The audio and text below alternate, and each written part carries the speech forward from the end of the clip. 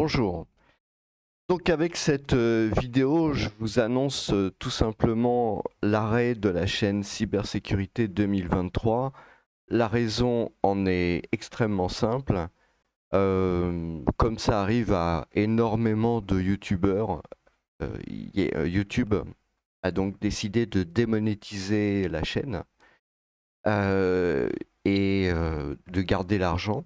Il n'y a pas d'autre façon de poser les choses. Donc, moi, il n'est pas question évidemment que je passe du temps pour que finalement YouTube s'enrichisse aux dépens des créateurs, ça c'est évident. Et puis de toute façon, je pense, comme vous avez pu remarquer, ça fait un certain temps que je n'ai pas produit de vidéos sur la chaîne. Et bon, disons que euh, le contenu qu'il y a sur la chaîne Cybersécurité 2023, c'est un contenu qui est très intéressant, que je veux continuer absolument à faire vivre, parce que c'est un contenu dans lequel il y a pas mal de cours, il y a pas mal d'informations sur la cybersécurité, les infrastructures informatiques, mais aussi sur l'automatisation et l'intelligence artificielle. Et je pense que ça vaut vraiment le coup. Donc, déjà pour commencer, la seule façon de pouvoir garder le contact avec moi et puis pour pouvoir avoir mon contenu, c'est de s'inscrire aux newsletters. Alors pour les newsletters, elles sont peut-être pas tout à fait encore au point techniquement parlant parce que c'est vrai que je les avais pas beaucoup utilisées. Il est possible que quand vous vous inscriviez, vous recevrez les mails de confirmation dans votre boîte spam. Mais bon, voilà, il faut regarder. Donc, j'ai deux newsletters. Il y a une newsletter qui est pour les professionnels. Donc, tout simplement, c'est si vous avez une adresse professionnelle, eh ben, une adresse mail, vous pouvez l'utiliser. N'utilisez pas tout ce qui est en Gmail ou Anadou, etc. Ça, je ne les accepte pas sur les newsletters professionnels. C'est dû tout simplement à la gestion des spams, hein, évidemment. Et puis aussi le contenu est un contenu qui est nécessairement plus pro, peut-être plus intéressant aussi hein, dans notre domaine évidemment. Mais voilà, c'est professionnel. Et puis vous avez une newsletter pour les particuliers où là vous pouvez vous inscrire avec Gmail, Outlook, etc.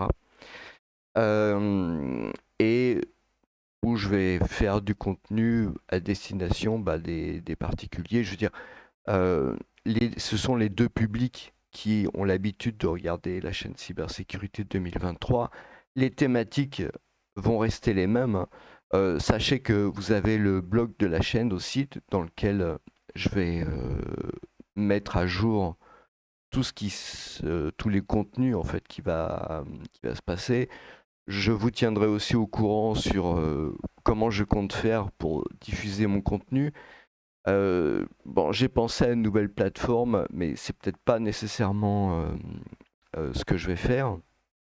Donc, le seul moyen vraiment de pouvoir être informé, c'est les newsletters. Peut-être le blog est pas tenu à jour aussi de manière très rigoureuse, mais la newsletter, hein, en fait, ce sont les deux adresses qui se trouvent ici. Euh, donc ça c'est pour la professionnelle et ça c'est pour particulier. Bah, d'ailleurs je peux même voilà. Euh, voilà voilà pour les professionnels donc vous allez atterrir sur cette page et là vous mettez votre email professionnel, vous cliquez sur s'inscrire et après bah, vous pourrez profiter de tout le contenu.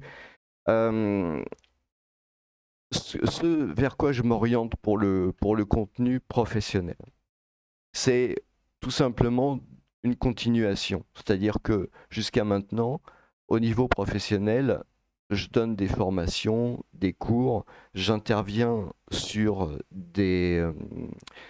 du service pour tout ce qui concerne les infrastructures informatiques, la cybersécurité.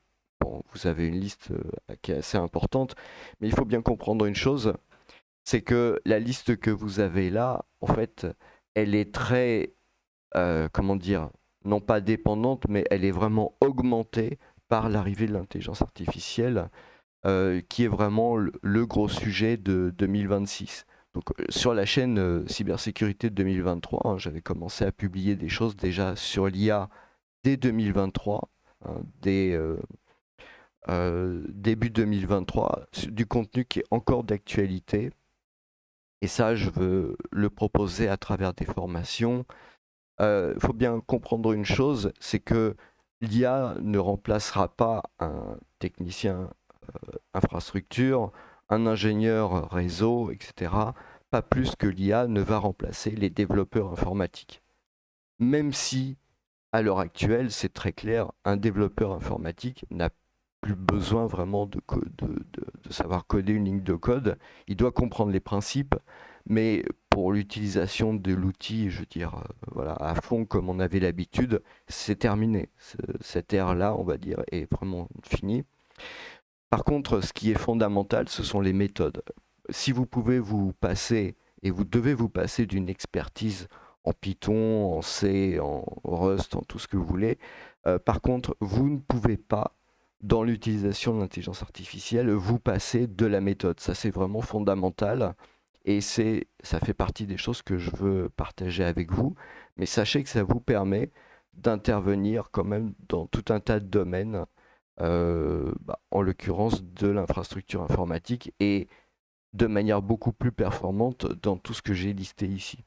Donc voilà, ça fait partie des choses, hein, que je veux partager avec vous au travers ma newsletter. L'intérêt de la newsletter aussi, c'est que ça me permet de garder vos contacts, parce que vous voyez bien ce qui se passe. Je veux dire, je suis pas le seul youtubeur à qui c'est arrivé. Même des gens très légitimes se font démonétiser, voire même il y en a qui se font carrément zapper leur chaîne. Euh, bon, la démonétisation, quelque part, c'est un peu la même chose, mais ça a été un peu moins violent, on va dire, pour moi. Mais il y en a qui se font carrément fermer leur chaîne du jour au lendemain, donc, et sans trop d'explications. Donc, en plus, si vous voulez, il y a quand même quelque chose qu'il faut bien comprendre, c'est que moi, je suis dans le domaine absolument francophone, et comme beaucoup de youtubeurs francophones, on ne fait pas partie des poids lourds de YouTube. On est très très loin de ça. Donc évidemment, pour YouTube, ça représente pas grand-chose, et donc voilà, ça n'a pas beaucoup d'intérêt. Il faut en avoir conscience. Donc voilà pour pour la newsletter professionnelle. Si vous allez sur la newsletter pour les particuliers, donc ça par Gmail, franchement, si vous êtes professionnel, n'hésitez pas à mettre votre adresse mail, parce que c'est du contenu qui va être intéressant, surtout si vous êtes responsable d'infrastructures informatiques à la DSI, ou dans des postes comme ça, vous avez besoin d'informations, de services de haut niveau. Enfin, je veux dire, ça c'est vraiment indispensable. Vous contentez absolument pas de la newsletter pour les particuliers, parce que le contenu va vraiment être destiné aux particuliers. Il faut bien comprendre que sur la chaîne Cybersécurité 2023, mon objectif de départ, je suis un professionnel des infrastructures depuis maintenant plus d'une trentaine d'années, euh, et donc évidemment j'ai du contenu qui intéresse vraiment les professionnels, mais j'ai voulu faire aussi une chaîne qui soit proche des débutants dans notre domaine. Je pense que c'est pour ça que j'ai beaucoup travaillé sur la partie CCNA, c'est vraiment pour aider les débutants.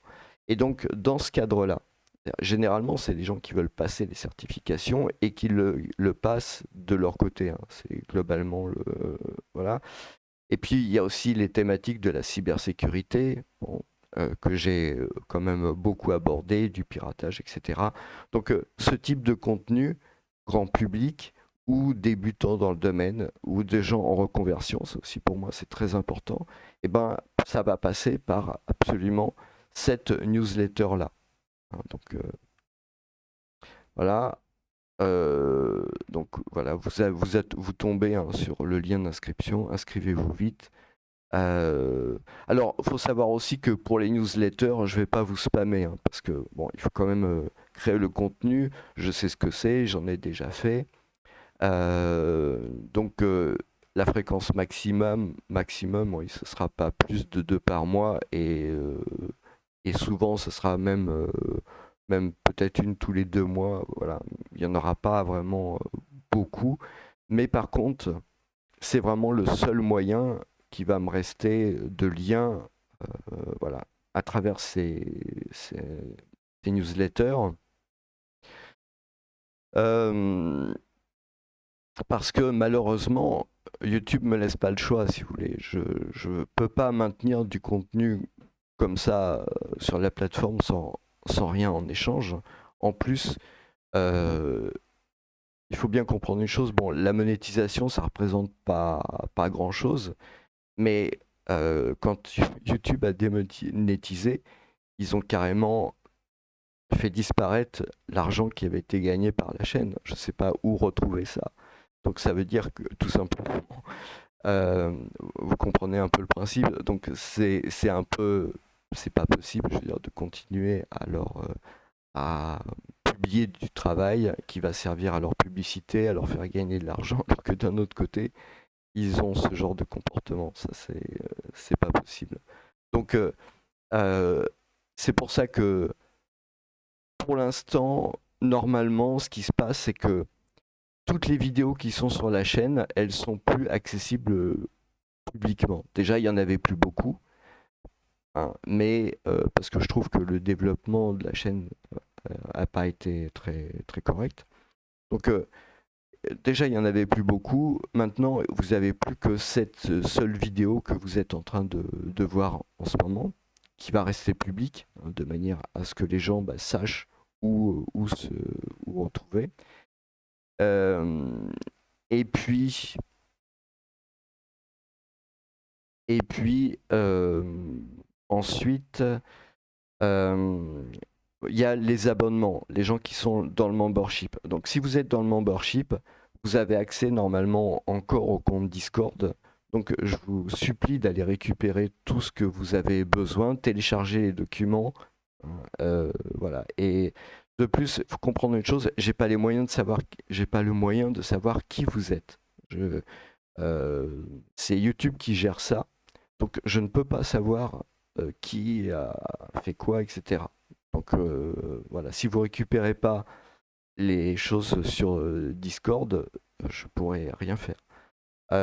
Normalement, vous devez pouvoir profiter des vidéos jusqu'à la fin de votre abonnement, si j'ai bien compris ce que dit YouTube. Donc, je vais laisser ces vidéos-là pour que vous puissiez en profiter, mais ça veut dire que dans un mois, je vais supprimer l'accès aussi à ces vidéos. Et dans ces cas-là, c'est pour ça que c'est important que vous vous inscriviez à la newsletter, parce que si vous voulez, j'ai l'intention de faire un package à un moment donné et bah, de continuer à proposer les vidéos, les canevas et les labs, parce que je trouve que c'est vraiment super important, de deux façons. Donc pour le grand public, faire un package, mettre ça quelque part. Alors, je ne sais pas encore où, hein, j'ai parlé de plateforme, mais en fait je ne sais pas quelle forme ça va prendre. Donc ça, c'est le premier point. Et le deuxième point, eh bien, c'est de continuer sous la forme de cours, de formation donnés en entreprise pour des professionnels, pour les aider à passer de manière beaucoup plus efficace les certifications. Ça peut se faire aussi pour les particuliers, éventuellement, on peut en discuter, mais rester en contact par les newsletters. Sinon, quoi dire d'autre Oui, il y a quelque chose qui est vraiment fondamental, c'est l'intelligence artificielle et l'automatisation. Donc ça, c'est vraiment quelque chose, on ne peut pas passer à côté dans nos métiers. Ça a déjà finalement révolutionné notre domaine. Et donc, la suite que je compte donner, si vous voulez, à la chaîne, quelque part, finalement, ce qui se passe arrive à un bon moment, c'est un moment charnière où je veux faire basculer tout ce contenu vers l'IA, vers l'automatisation, parce que de ce que je vois, hein, je voulais réfléchir un peu plus longtemps à la philosophie et arriver à la rentrée en septembre avec plus, disons, quelque chose de plus construit, mais bon, voilà, tu me forces un peu la main pour faire ça rapidement. Donc, l'idée, ça va être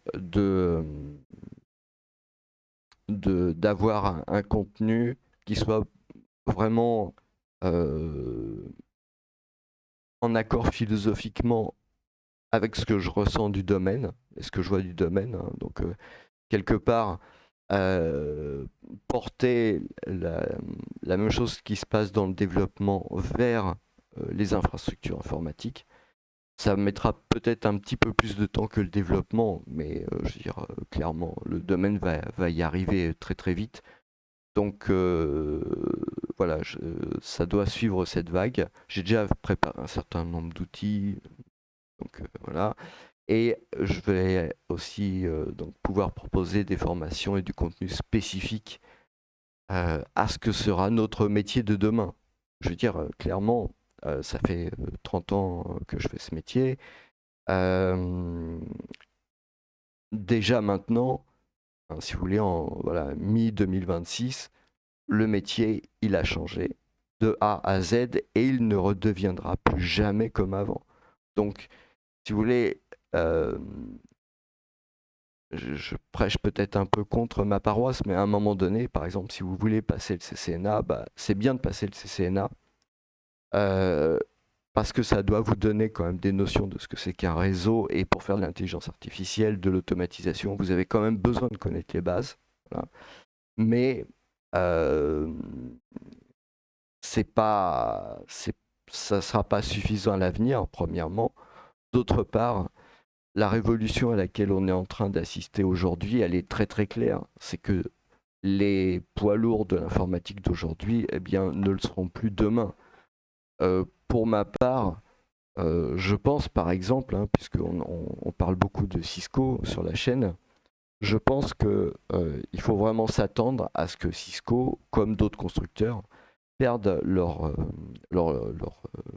leadership, on va dire, parce que tout simplement, c'est devenu très facile d'écrire du code.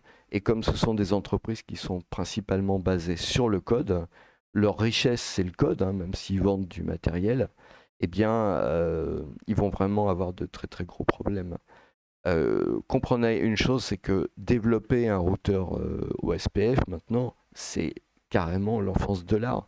Vous avez, si vous voulez, ce qui est important dans le développement avec l'intelligence artificielle, c'est la méthode. Or, il se trouve que précisément dans notre domaine des infrastructures informatiques, il y a beaucoup de choses qui sont très normées. Vous savez pas, si vous prenez OSPF, BGP, n'importe quoi, vous vous retrouvez avec des protocoles qui sont extrêmement normés, extrêmement décrits, où il y a beaucoup de documentation.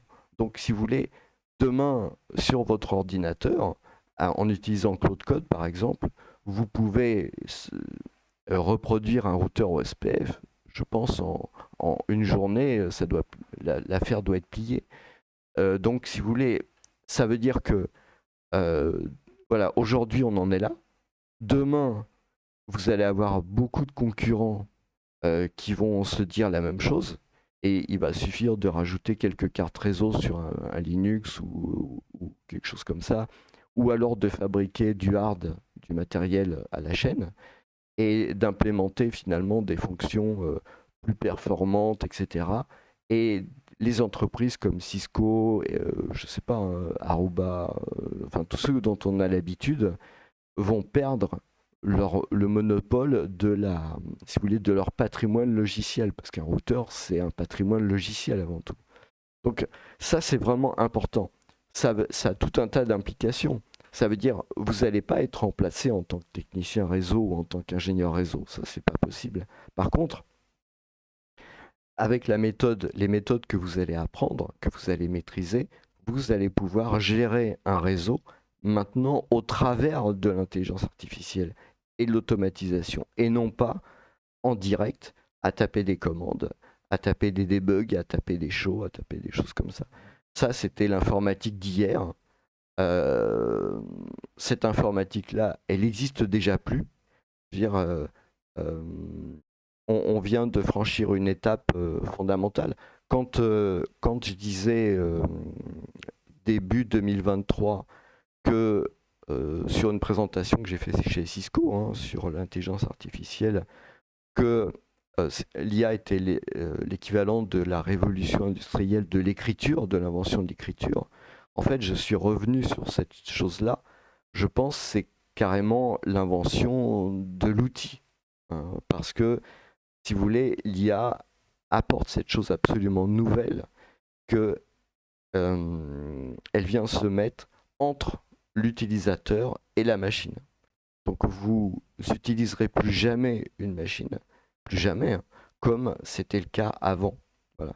Et ça va être la même chose dans tous les domaines techniques, et ça va être la même chose dans tous les domaines manuels.